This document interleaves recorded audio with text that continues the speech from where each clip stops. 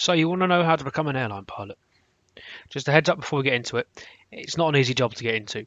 It is a career and it is very expensive to start, even if it does pay you well in the end. If you stick around to the end, I'll put some links up for you to have a look to get some more information for yourself. On the road to a career as a commercial pilot, you're going to have to make many decisions. There is no normal route to a job in the left-hand seat.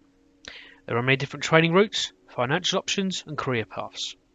We shall go through the basic stuff with you that you'll want to know. So, where do you start?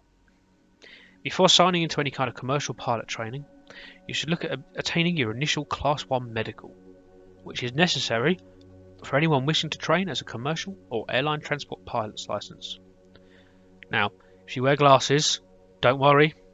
The common myth of not being able to be a pilot if you wear glasses is not true. All you have to do is make sure your vision is corrected to 20/20 when you do wear them. Even if you wear contacts rather than lenses, you should still be okay. I'm going to look at the UK and the US as they have the most readily available information. So in the UK, applicants for an ATPL license must be at least 21 years old, and all medicals must be carried out by a UK CAA approved medical centre. CAA stands for Civil Aviation Authority. You can expect the medical examination to take up to 4 hours, and it examines your medical history, eyesight, general physical checks, your hearing, your heart rhythm, your lung function, as well as including blood and urine tests. This is to ensure you have no underlying health conditions that you may not be aware of that could affect your ability to fly a plane in a safe manner. If you're from the USA, the requirements are fairly similar. To obtain a commercial pilot's license, you need 250 hours of flight time, in addition to 1,500 hours of flight time for an ATP certificate or airline transport pilot. Flight training can be completed through degree programs or through flying schools approved by the FAA. FAA stands for Federal Aviation Authority. Airline pilots must also have a minimum of 40 hours of instrument flying in air and through simulators.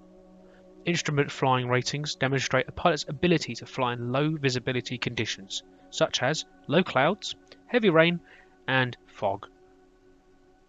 Now, some airlines like you to have a degree of some level, but that is not the only way in. For example, if you get into another airline once your training is done, even if it's not the one you wanted to fly for, once you get enough hours in seat time, you may be able to apply for your dream airline, and they may hire you because you have the experience, which normally outweighs any qualifications, but not every time. Now bear in mind, to get to that point, you'll need a lot of time in the air in different aircraft types with all sorts of different scenarios. They will make you fly with simulated hydraulic failure, simulated engine failure, lots of different things to test your ability to react.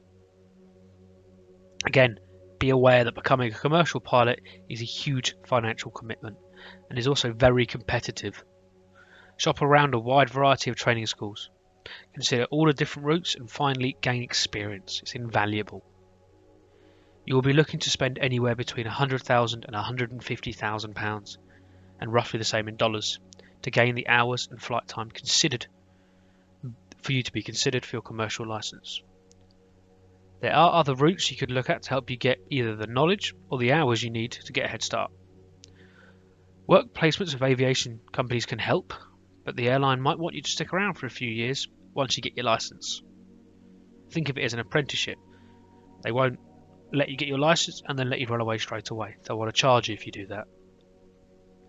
If you're at school, get involved with your local air training corps or combined cadet force. Normally, they will allow you to fly a glider if you've got enough experience, and that does count towards airtime. If you go to university, your university might have an university air squadron. Not all of them do, but it's worth researching it when you're in university. All of these experiences will help you decide whether a pilot's career is for you, as well as giving you a good head start once you get to pilot selection and when you're competing for airline flight crew jobs. Now, another route that some people prefer to go down is to enlist in the National Air Force. This is a route you can use, but unless you're happy to spend a few years learning to fly combat aircraft and then even longer actually flying them, it is not the most direct or quickest route. and you may not get into passenger or cargo flying at all. Although the basic flight mechanics of fighters and airlines are the same, you need a completely different set of skills to operate them. You may spend 5 to 10 years flying fighters, only to find out that once you're out of the Air Force, you have to learn to fly again using much bigger aircraft. Granted, you will have the knowledge of how to fly and control a plane. You will also have air traffic control chatter experience and more than enough seat time in low visibilities, but there's still a lot to learn. So, to sum it all up, you need to make sure you are 100% committed and that this is the career that you want, as once you start, if you decide, actually it's not for me, you will stand to lose a lot of money, which no one wants. Now I'm going to put a disclaimer in here and say that please bear in mind these are the basic requirements and your country may have different rules and requirements.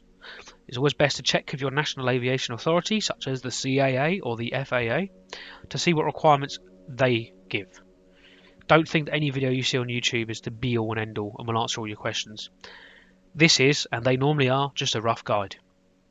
The links to any information will be put in the description for anyone who wants to check them out. As usual, thanks for watching to the end. I hope you now have a better understanding of what is needed to become an airline pilot. If you enjoyed or learned something new, feel free to like and subscribe for future content. I hope you have a good day, and as always, stay safe. Goodbye.